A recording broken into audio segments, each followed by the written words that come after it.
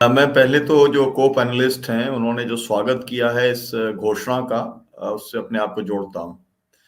मेरा अनुरोध ये है कि इसे जो परिस्थिति के अंदर ये घोषणा की गई है उसको देखना बहुत जरूरी है।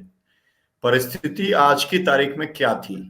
आज की तारीख में स्थिति यह है कि 15 तारीख को संयुक्त किसान मोर्चे की मीटिंग हुई और उसने 31 जनवरी को पूरे देश में विश्वासघात दिवस मनाने की घोषणा करी, जिसका मतलब ये था कि केंद्र सरकार ने जो वायदे किए थे, जो एक किस्म का एग्रीमेंट किया था, सरकार उससे पीछे हट गई है। उसने किसानों के साथ में विश्वासघात करने का काम किया है।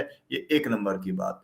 दूसरी बात ये कि संयुक्त किसान मोर्चे ने ऐलान किया कि वो लखीमपुर खीरी के अंदर पक्का मोर्चा लगाने का काम करेगा, क्योंकि वहां पर अजय मिश्रा टैनी को अभी तक ना तो बर्खास्त किया गया है, ना उन्होंने इस्तीफा देने का काम किया है।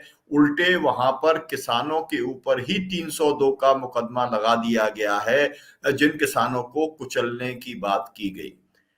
इस परिस्थिति में अगर आप देखें तो आपको आज जो अखिलेश यादव जी ने, जो तेजिंदर सिंह विर्क, जिनको की कुचलने की साजिश थी, जिनकी की हत्या की साजिश थी, क्योंकि उन्होंने चैलेंज किया था काले झंडों के साथ में अजय मिश्रा टैनी को, और जो डॉन किस्म के लोग हैं वो उसे व्यक्तिगत रंजिश मानते हैं और इसीलिए उसकी हत्या वो करना चाहते थे। तो आज अखिलेश यादव जी ने जो अन्य संकल्प उनके साथ लेकर के लिया और ये पूरी कहानी लोगों को बताई कि किस तरीके से इन्हें कुचला जाने वाला था। और मैं आपको फिर याद दिलाना चाहता हूं, 380 दिन का आंदोलन चला संयुक्त किसान मोर्चे का। उसके अंदर एक यूपी के मिशन की घोषणा हुई थी, यूपी और उत्तराखंड मिशन की, और उसके अंदर वही बात थी जो बंगाल में बात थी कि चुनाव में भाजपा को हराएंगे और हटाएंगे।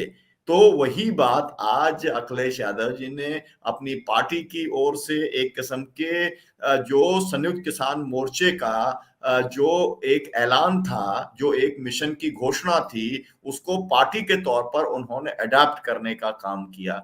हमारी जो लड़ाई बकाया रह गई थी, ये विश्वासघात की बात तो और मुद्दों के ऊपर है, जो हमारे समझौते हुए, लेकिन सरकार के साथ में एमएसपी को लेकर के तो 5 मेंबर कमेटी का ही समझौता था, लेकिन सरकार ने 5 मेंबर कमेटी भी नहीं बनाई। तो एमएसपी का जो मुद्दा है वो किसानों के लिए एक नंबर का मुद्दा है।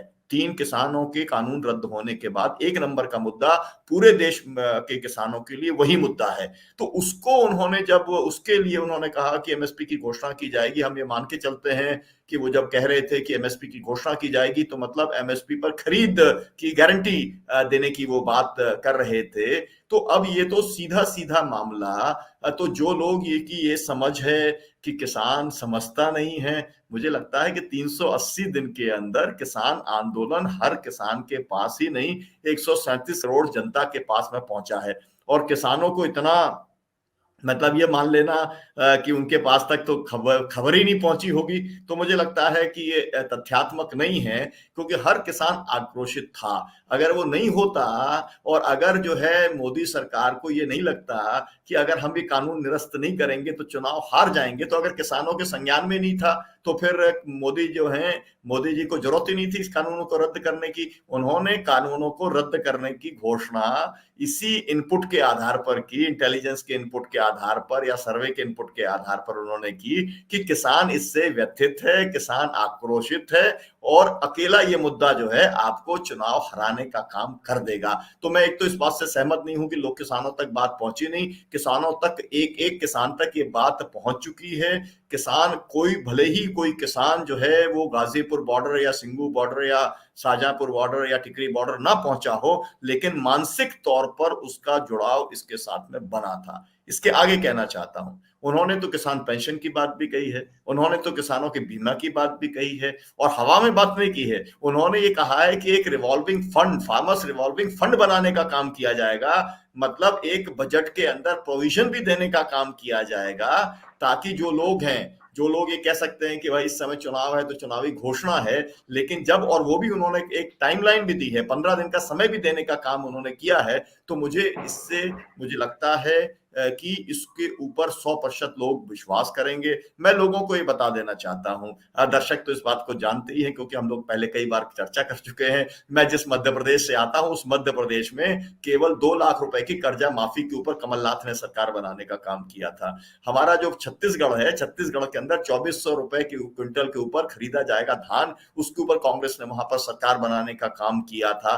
लोग मुद्दों को समझते हैं, लोग मुद्दों को जानते हैं, और इसीलिए यूपी के अंदर मुझको लगता है कि एक जिसे जो मीडिया के अंदर कहते हैं मास्टर स्ट्रोक जो है, वो उस किस्म का एक ये मास्टर स्ट्रोक के तौर पर है। और मास्टर स्ट्रोक के तौर पर केवल एक चुनावी जुमले के तौर पर नहीं है। समाजवादी पार्टी का एक सबसे बड़ा क्रेडेंशियल ये रहा है कि उसने जब भी कभी कोई चीज को घोषणा पत्र में लिखा है, भाषण की बात नहीं कर रहा हूं मैं, जिस भी चीज को उसने घोषणा पत्र में लिखा है उस घोषणा पत्र को पूरा करने का काम किया है।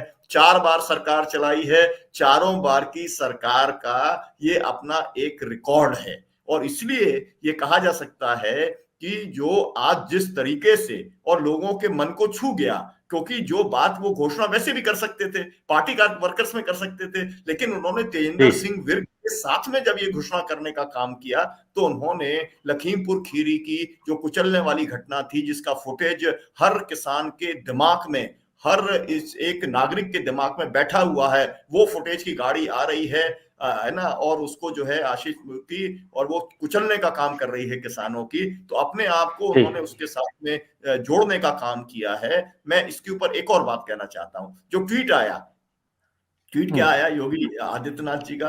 योगी आदित्यनाथ जी ने कहा कि मैं गुंडों को बिल के अंदर घुसा दूंगा। अब और ये तो जिन्ना प्रेमी है।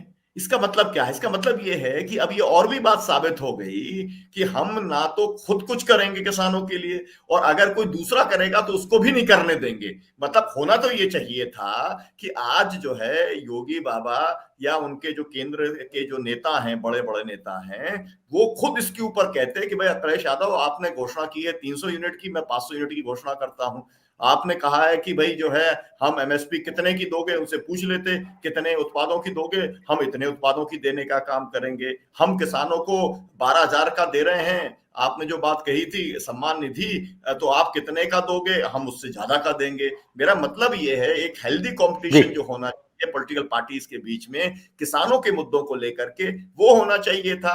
तो इसका मतलब साफ है कि योगी आदित्यनाथ के पास में, भारतीय जनता पार्टी के पास में किसानों के लिए कुछ भी नहीं है, और इसलिए वो अब केवल गुंडे और मवालियों की बात वो कर रहे हैं, जबकि ये सबको मालूम है कि इस समय जितना शीर्षस्थ माफिया है वो भारतीय जनता पार्टी के संरक्षण में पल रहा है। और समय योगी आदित्यनाथ के खिलाफ में जो सबसे बड़ा सवाल है वो यही सवाल है कि जो जाति से वो आते हैं उस जाति के लोगों ने आतंक मचाया है, गुंडागर्दी की है, उनको सरेआम उस जाति के माफिया लोगों ने, उस जाति के माफिया लोगों ने, जी, जाति के लोगों ने नहीं कहना चाहिए। जी अमरीश जी, मैं बिल्कुल ऑफेंड आपको भी नहीं कर रहा और मैं किसी भी ठाकुर को ऑफेंड नहीं कर रहा हूं, है ना।